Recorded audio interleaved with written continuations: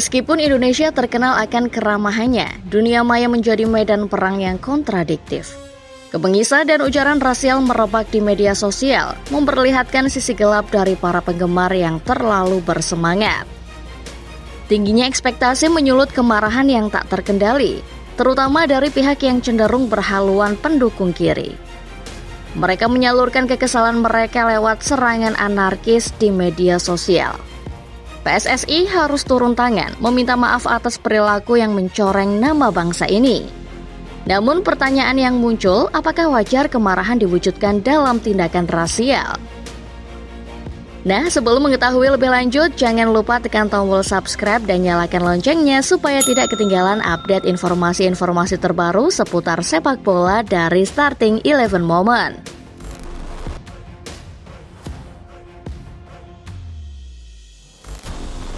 Para pendukung Timnas Indonesia telah menyaksikan perjalanan yang menegangkan saat tim mereka berjuang di Piala Asia U23 dan berhasil lolos ke Piala Asia.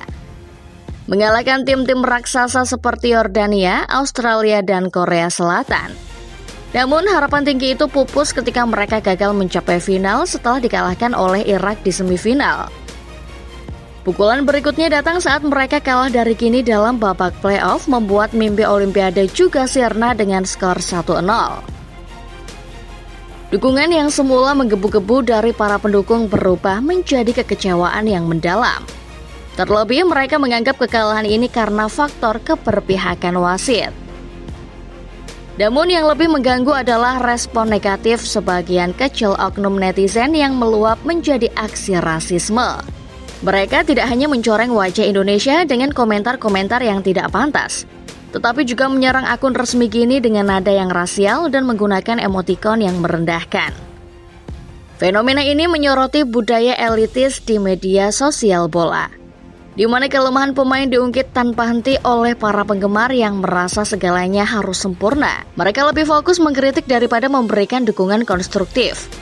Yang lebih memprihatinkan lagi adalah budaya silaturahmi yang terbalik, di mana akun pemain dan tim lawan menjadi sasaran serangan, bukan tempat untuk berbagi semangat olahraga yang positif.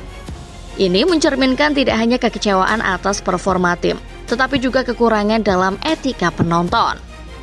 Sejelek apapun permainan Timnas Indonesia, keberadaan oknum yang melakukan aksi rasisme jauh lebih memprihatinkan.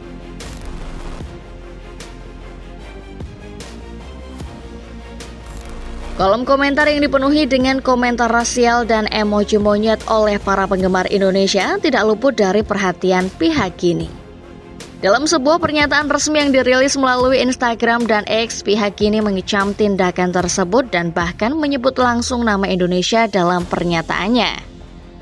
Menyusul banyaknya penghinaan rasial dan emoji monyet dari para penggemar Indonesia, Asosiasi Sepak Bola Guinea harus menonaktifkan kolom komentar Instagram. Demikian bunyi pernyataan tersebut. Mereka menegaskan bahwa rasisme adalah tindakan yang tidak dapat diterima dalam dunia sepak bola, yang seharusnya menjadi ajang untuk mempersatukan kita semua. Rasisme menjadi sebuah tindakan yang makin lazim dalam sepak bola yang seharusnya mempersatukan kita. Kita tidak akan pernah berhenti melawannya. Tidak pada rasisme, lanjut pernyataan tersebut.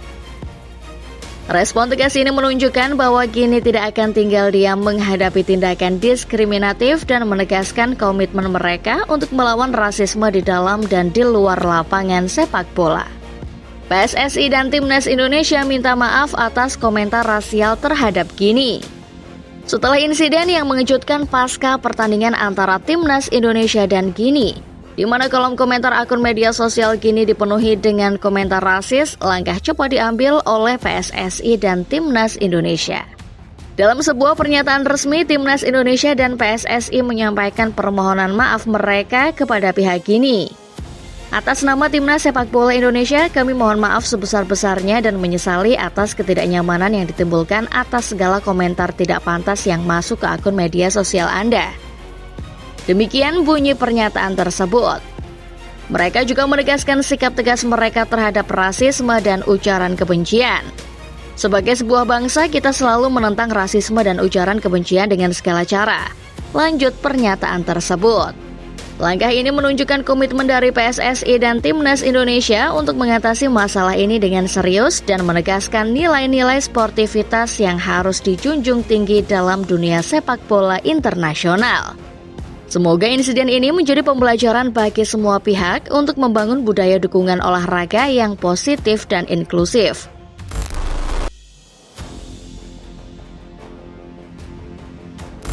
Kekecewaan atas insiden komentar rasial yang menimpa Gini setelah pertandingan melawan Timnas Indonesia tidak hanya dirasakan oleh pihak Gini, tetapi juga oleh anggota Exco PSSI Arya Sinulinga. Arya Sinulinga menyatakan keprihatinannya terhadap situasi tersebut dan menekankan pentingnya sikap sportivitas dalam menghadapi kekalahan. Para pemain pulang dengan kepala tegak dan legawa menerima kekalahan. Jadi kita berharap para supporter pun melakukan hal yang sama, ungkapnya. Ia juga menegaskan bahwa perjuangan Timnas Indonesia tidak boleh dinafikan dengan perilaku yang tidak terhormat. Jangan menodai perjuangan tim U23 Indonesia dengan ujaran rasis kepada para pemain lawan, tambahnya. Pernyataan ini menunjukkan komitmen PSSI untuk menghormati nilai-nilai fair play dan sportivitas dalam sepak bola. Dengan adanya dukungan dari seluruh elemen termasuk para supporter, diharapkan Timnas Indonesia dapat terus berjuang dan meraih prestasi dengan cara yang terhormat.